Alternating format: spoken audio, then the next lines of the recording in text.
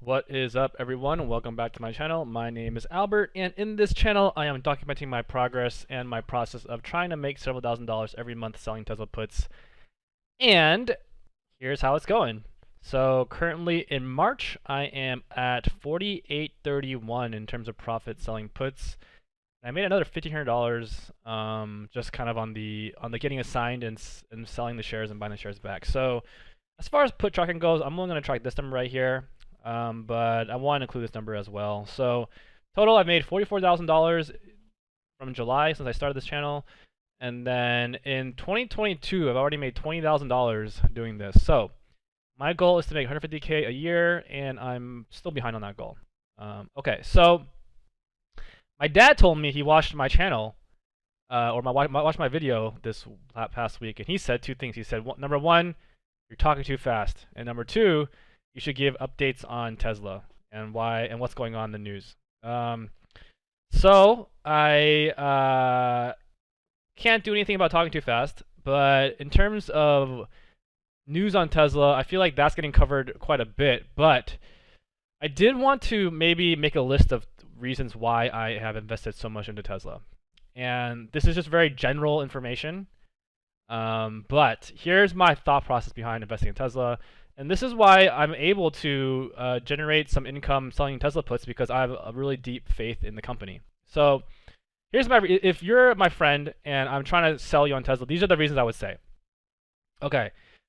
Number one, I think the biggest advantage that Tesla has is that they are very, very, very, very, very, very good at manufacturing.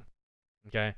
So they invest heavily in reducing either the machines they need to use, the steps it takes to create, to manufacture a car, the processes they have. They optimize for reducing robots, reducing the assembly line, reducing welding, right? For example, they can, instantly cast a whole part of the car.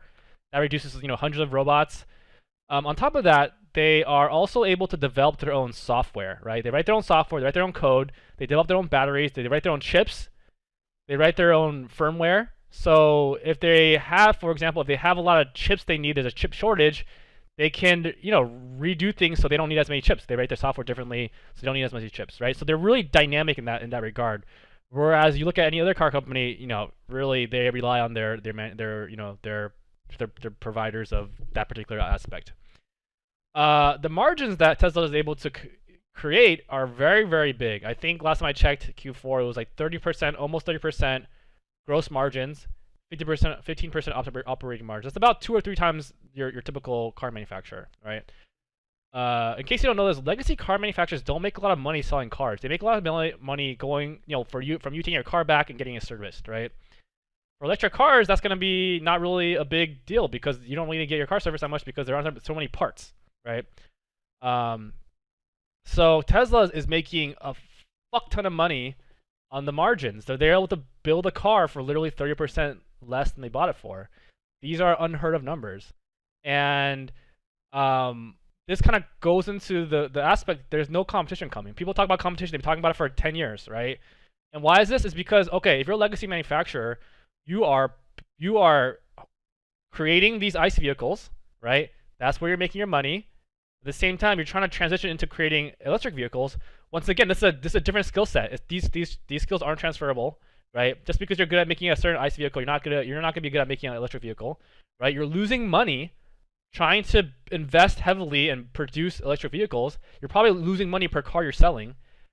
Over here, the number of people buying your ICE vehicles is going down, so where you're making money is going down, and you're investing into another thing that's losing money, right? So that's gonna be your Ford, your GM, your Volkswagen. And I think Ford's splitting up because they know this is gonna happen. Your let's say your electric car, competitors like Rivian and Lucid, they can't scale because look how well funded Rivian is, and they can't scale. It's really difficult to scale the car, and they're probably losing money too. They try to increase their prices by like 20%, and they got slapped for it. So there isn't competition coming. I think Stanley Monroe says the only competition that will be coming is probably from China, which makes a lot of sense. So yeah, whenever you hear competition is coming and blah blah blah blah, no, that's not happening. Look at Rivian, how they got value. They got value based on Tesla's performance, and they're getting smacked around right now in terms of stock price. And they're also not producing that many cars, right? Tesla doesn't have a demand issue, right? So every single car they produce is already sold in the 6 months ago, right? 6 months to 1 year ago, depending on the type of car. So they have a pricing power. They're increasing prices right now. They say it's because raw materials are going up, but most likely it's because of demand, because they don't want to have over a year long wait.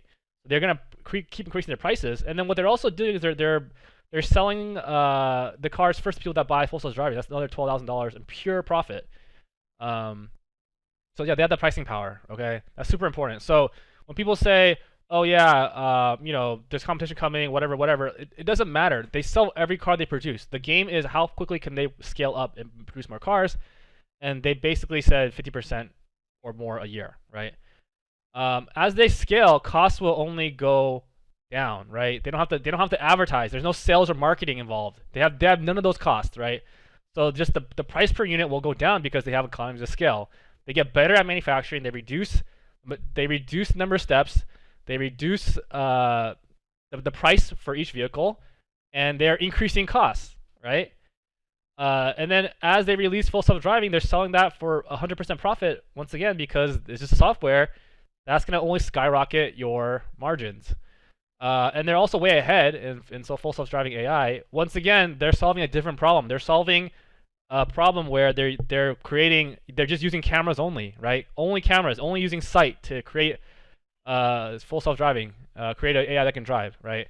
How are they winning at this? It's because they have 50, 60,000 cars. They can just turn them on, providing data back to their machine, right? Their neural network. They provide that data. The neural network is better. They release it to more people, get more miles driven. You need billions and billions of miles driven. Tesla has the most miles driven, so that's why they're going to win full self-driving. Yeah, so they're going to go 50% a year just on manufacturing alone, right? And they already said they can do that with the same factories they had. And they built 2 new factories this year, right? So even without that, they're still going to be grow 50%. So I mean, there's a lot of room for growth. And then I know a lot of people say, like, I have a boomer friend that's like, oh, the P ratio is too high. They're trading at 80x, 80x, EBITDA per share or whatever. But like, dude, I just mentioned all these things that are gonna just drive up their earnings, right? Once that happens, your P ratio is gonna get cut in half again. It's gonna go down so fast, and then that's gonna cause the stock price to go up. So I mean, I don't think that's a fair argument. So yeah, so that's kind of my rant on why Tesla is a good company to invest in. Okay, cool. Hope that was helpful. So here's a quick recap of what happened last week. Last week I sold the 830 put. I collected the premium. It got assigned, which is chill because that's what I expected. And then today, dude, stock price popped up like crazy. Unfortunately, I sold a call, which was part of my deal. That was part of my plan. I was gonna sell, start wheeling Tesla. I sold 845 call. It's gonna get assigned today, which sucks because Tesla hit like 900. So these 2 puts I have here, looks like it's going better. These are just kind of the long dated puts I have. Nothing really matters here. And then this is the call I sold. You can see I sold a call. I collected $1,300 in premium, and then now it's negative 6,500. That's because Tesla's now 900. I'm going to sell at 845. So I added all those premiums up that I made over the last week or so. I made about $4,000 in premium. Add that the $1,500 I made because I bought the shares at 830, sold them at 845, so I made $1,500 there. So that's about let's call it $6,000. So technically, if I had just bought the shares at 830 and I just held the shares, I would have made more money. But you never know if the stock price is gonna go up or down. So yeah. So overall, pretty happy. Oh, so what happened when I sold that call is, like, it was on Wednesday and the price dipped. So there was a point in time where I sold that call. About an hour or 2 later, I was already up like $1,000, where I was up 950. I was like, oh, you know what? Let me try to sell it for 1,000. So I'm up 1,000, and then I never got there and just went all the way back up, and now it's negative 6,000. So from now on, if I'm up a significant amount in 1 day or 2 days, I'm just gonna close it and just wait. Anyways, this strategy I'm doing is going really well. And then just a reminder to myself, I know it's at 905 right now. Stock price will probably come down next week, right? It's gonna happen. I'm just gonna wait until it hits at least 845 till I sell another put. So. Does that make sense? Yeah, overall things are going well. Making some money here. So yeah, thanks for watching and see you in the next video.